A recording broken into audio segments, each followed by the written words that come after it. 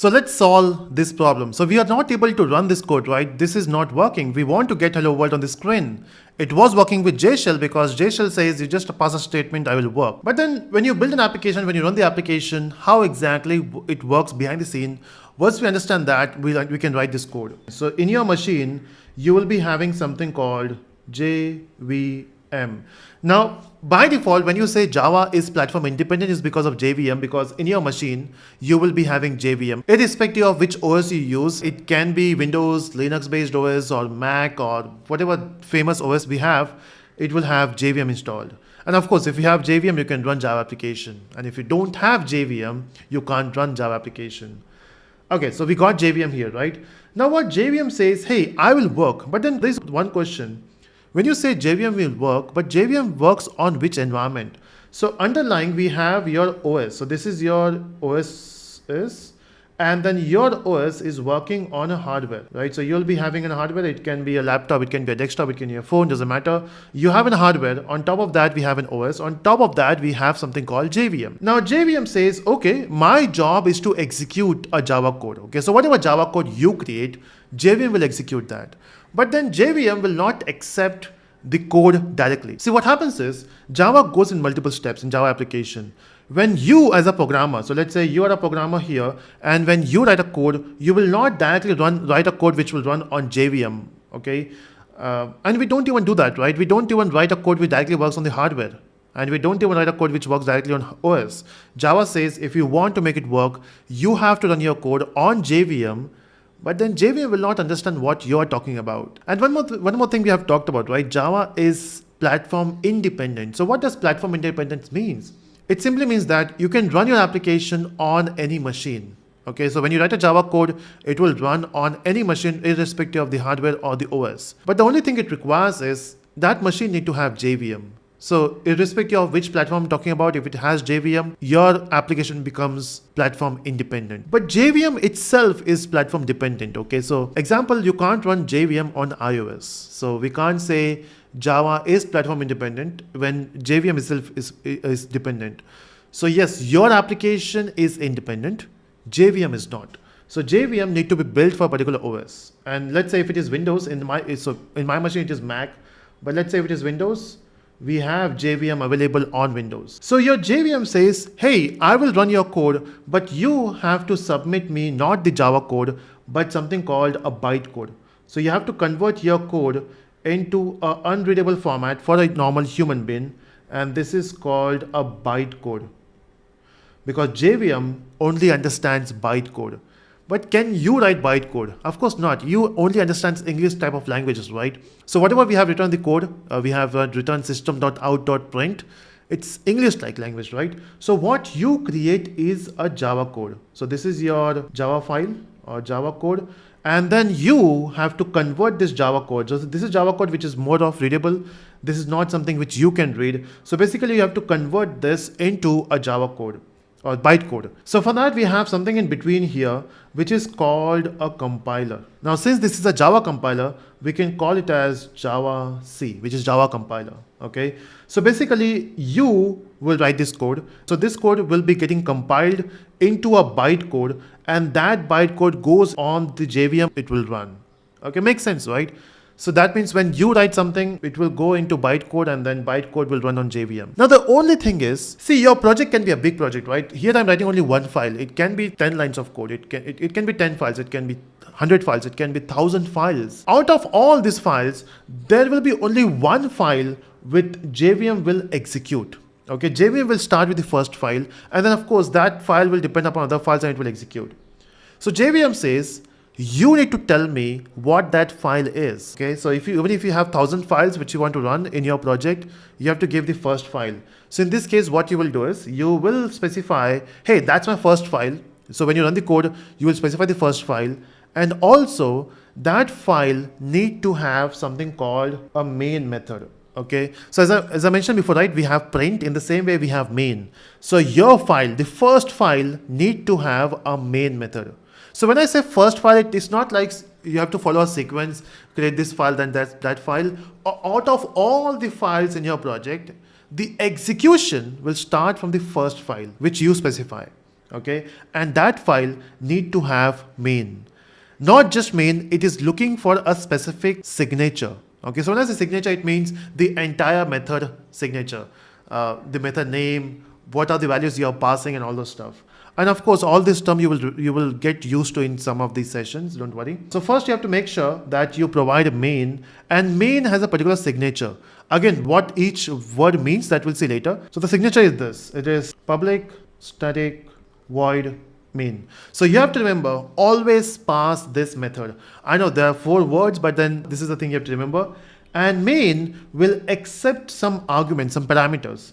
So you have to pass string A. Now again, we'll discuss this, what this string is, what is public, static, void. We'll discuss that in some time. But main is looking for this signature. So your code will not work without this signature. Okay, so remember this. So that makes sense. So what are the steps you have to follow? So the first step is, as a programmer, you will be creating a Java file. Okay. Now once your Java file is ready, you will put that into compiler. Then compiler will compile it. Then that code becomes a byte file.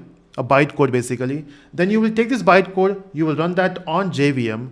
Now once your JVM says, okay, I'm running the code, JVM will look for this particular syntax. It should be there in your code. And then you will get the output, right? Simple stuff. Okay, now there's a space in between here. If you can see, this is a space. I have left that space intentionally because we'll add certain things there. So at this point, just remember, there's a space here. There's a box remaining here. We'll add that box in some time. Now, once we have understood all those things, it's time to expand this code. Now, if you remember, we have to write everything in a main, right? So this section should be a part of, remember what JVM will ask you for? JVM will ask you for main. So we have to put that into main. So what is the syntax for main? It's very simple. It is public static void main. We have seen that. Of course, this words will define that words in the upcoming session. And once you understand all these terms, you are Java programmer, right? And in this, we'll say string A, and that's it. This is the syntax you have to follow. Now, there's one more thing. In Java, now Java is object-oriented. Now, what is object-oriented means, we'll discuss that later. But in simple terms, object-oriented means everything should be an object. And to create object, we need a class. Okay, again, we'll discuss all those things in the upcoming session, but a class is missing here. In fact, if you compile this code, this is what your Java say will tell you. Java say says, hey, where is your class? Your class is missing. Okay, let's do that. So let's put that a class here, and we'll give a class name. At this point, we'll keep the class name and file name same, and we'll say open bracket and close, and we'll give an indentation. So basically we have to follow this thing. Always give a tab. So every time you open a curly bracket, give a tab. It looks good. Okay, there's no compulsion. It looks good. And we love to build stuff which also runs and looks good. Okay, this looks good, right? Ignore this X and these suggestions. These are the extra suggestions coming from your VS Code, but ignore that part. In fact, is it because happening of this extension? Let me just remove this. So let's not use that extension because it will give you suggestion. It's good for development, but not for teaching purpose. So it adds extra text there. Okay, cool. So this is how you write your code. Okay, we got a class, a file name, and then public static void main. In bracket, you have to mention the parameters. Again, we'll discuss that later. And the only thing, important statement here is system.out.print hello world. Okay, now let's see if this works. Let's clear the screen and compile. You can see there is no error. But the moment I compiled, if you can see on the left hand side, we got this extra file. We got hello.class. Now this is your bytecode. Remember, we have talked about a bytecode here. This is a file which got created automatically. So when you create a Java file, when you send it for the compilation, it will create the bytecode. And the extension for the bytecode is .class file.